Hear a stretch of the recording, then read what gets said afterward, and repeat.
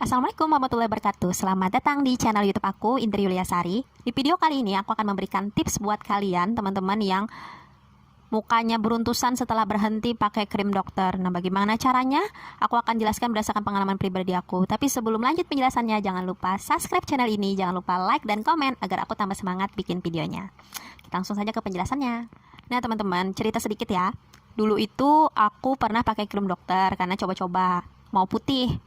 Nah, jadi aku itu membeli itu krim itu untuk 2 sampai 3 bulan pertama kan. Aku pakai. Setelah habis krimnya itu aku nggak beli lagi. Padahal harusnya beli lagi kayak gitu. Harus periksa lagi ke tempat dokter itu karena aku uangnya kan nggak ada waktu itu.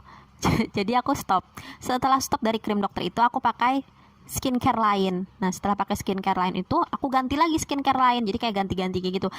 Akhirnya mukaku itu beruntusan parah jerawatan. Sampai teman-teman aku yang cuek bebek sama muka nih, cowok-cowok nih tanya, muka kamu kenapa Indri? Nah, saking parahnya jerawatku saat itu, aku sempat stres, sempat coba krim ini, krim itu, anti jerawat segala macam, malah bertambah parah.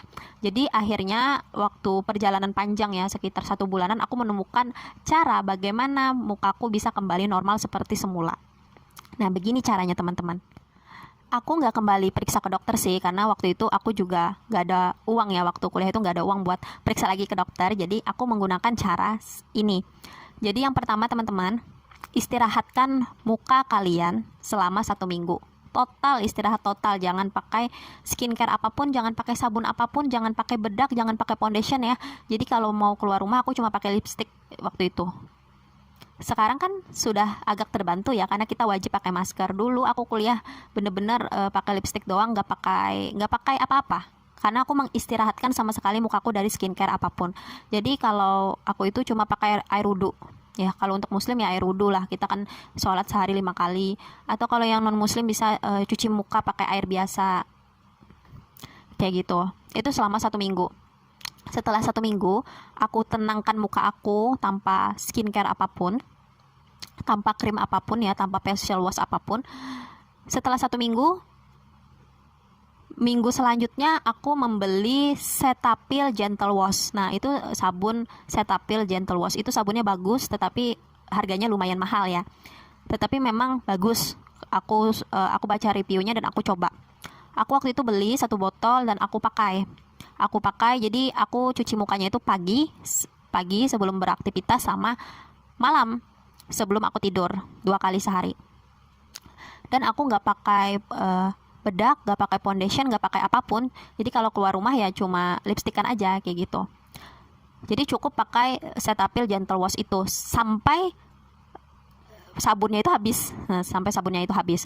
Setelah aku pakai Cetaphil itu, jerawatku itu nggak ada lagi yang aktif. Jadi jerawatku itu sudah mengering dan nggak tumbuh lagi. Jadi sisa bekasnya aja banyak bopengnya kayak gitu. Di sini. Fotonya nggak ada sih, hilang di HP yang satunya kayak gitu. Nah, jadi jerawatnya itu nggak muncul lagi, nggak nambah lagi. Nah, setelah Cetaphil Gentle Wash itu habis, aku berpikir kan, aku nggak bisa selamanya pakai sabun ini karena sabun ini mahal guys, kayak gitu. Jadi akhirnya setelah habis sabun Cetaphil Gentle Wash ini, aku berkesimpulan bahwa mukaku udah lumayan netral. Aku harus memilih sabun muka yang murah dan cocok nih buat aku. Nah, saat itu dengan menggunakan feeling dan perasaanku ya, aku membelilah Herbolist Zaitun. Karena menurutku kalau zaitun itu kayaknya bagus deh buat kulit kayak gitu. Setelah aku pakai Herbolist zaitun itu dengan modal keyakinan dan berdoa ya, ternyata mukaku cocok. Dan Herbolist ini yang membuat bopeng-bopeng di wajah aku itu memudar nih. Nah, setelah bopeng-bopengnya itu memudar, barulah aku mulai berani memakai bedak tabur dulu, nggak bedak padat, bedak tabur dulu. Baru kalau sudah normal nih, mukaku nggak jerawatan lagi, ya bolehlah pakai bedak padat. Nah, jadi kayak gitu perjalananku ya.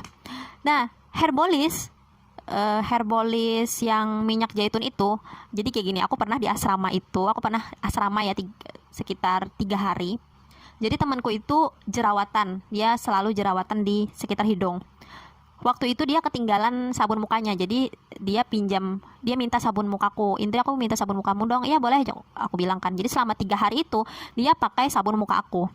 Dia selalu jerawatan nih di hidungnya. Setelah kami itu keluar dari asrama ya, jadi kayak asrama, kalau di kampus kami itu kayak ada pendidikan keagamaan kayak gitulah. Jadi di asrama kami itu. Nah setelah 3 hari itu dia tanya ke aku, Indri, kamu sadar nggak kayak gitu? Enggak, aku bilang sadar apa? Coba lihat jerawatku keringin, nggak tumbuh lagi. Semenjak aku 3 hari doang pakai sabun muka Herbolis kamu itu. Dia bilang, oh iya berarti kamu cocok pakai Herbolis itu. Iya. Terus dia beli juga sabun Herbolis. Jadi hidungnya nggak jerawatan lagi. Padahal dia selalu muncul jerawat di hidungnya itu karena kan berminyak ya. Nah jadi Herbolis itu memang sebagus itu teman-teman. Nah jadi itulah tips dari aku buat kalian. Jadi kalau kalian aku saranin dulu pakai Cetaphil dulu.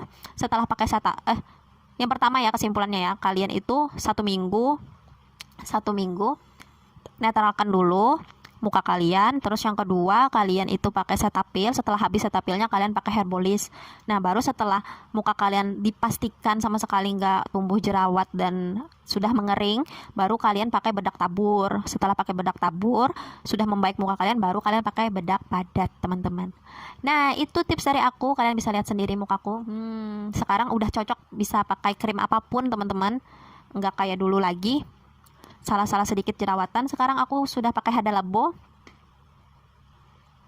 Nah jadi kalau muka kita sudah sehat, sudah tidak merajuk lagi, pakai krim apapun bisa masuk kayak gitu ya. Kalau sensitif memang susah jadinya. Jadi aku itu mengembalikan muka sensitif aku ke muka yang normal kayak gitu. Oke, itu tips dari aku. Jangan lupa subscribe channel ini, jangan lupa komen dan like. Sampai jumpa di video selanjutnya.